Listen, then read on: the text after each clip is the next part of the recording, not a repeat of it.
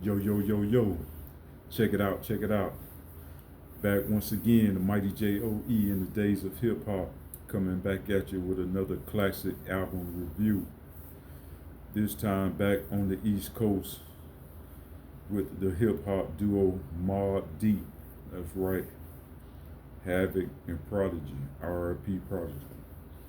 And the album I want to talk about a little bit today is the infamous album, 1995. Uh, their second album. The first one was, I believe, Juvenile Hell, and this one here was like their breakout album.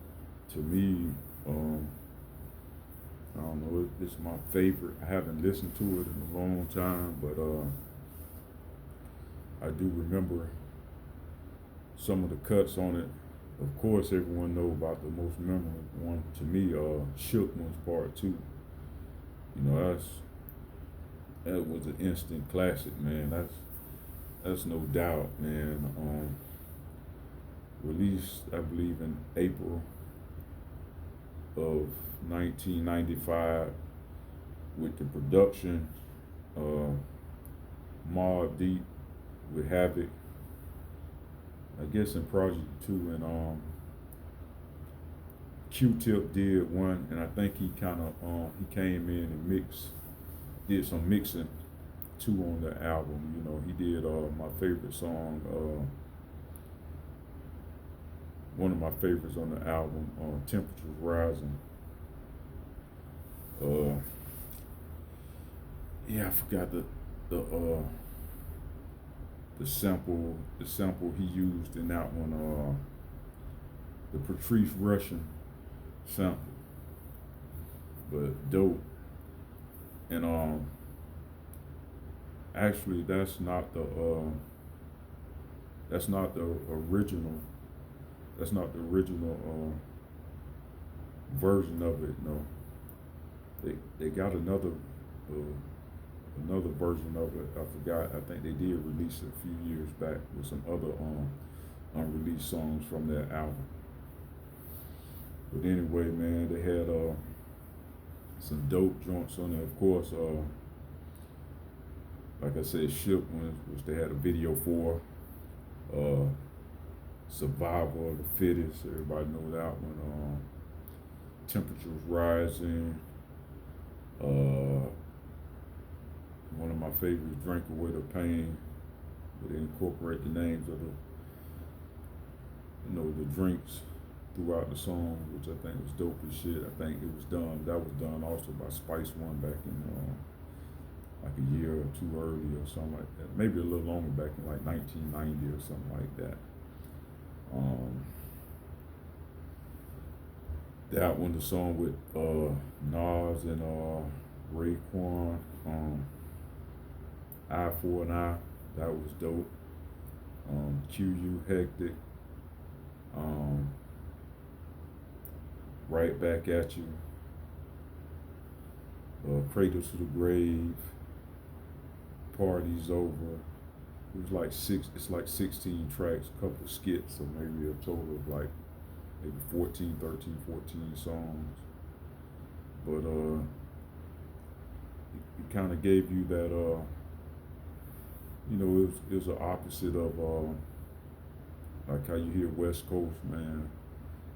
You heard it on the East Coast from their perspective, man, like the street life, man. I don't want to say exactly like gangster rap, but reality rap, man. How it was going down in Queens or just on the East Coast, period, man. They represented Trife Life, where song Trife Life, like I think that's the one where he's supposed to be meeting the girl, but not quite sure if it's a setup or not, and kind of making sure they don't get ambushed, man. Another dope song, man. But they just gave their perspective of how they was living over there on the East Coast. You know what I'm saying? Some real pioneers of that street music, man. So you had Big, Wu Tang, and you had some few other other people, but man, Mobb did it the best, man, as a group to me. You know what I'm saying? I mean, the niggas, they put down for Queens.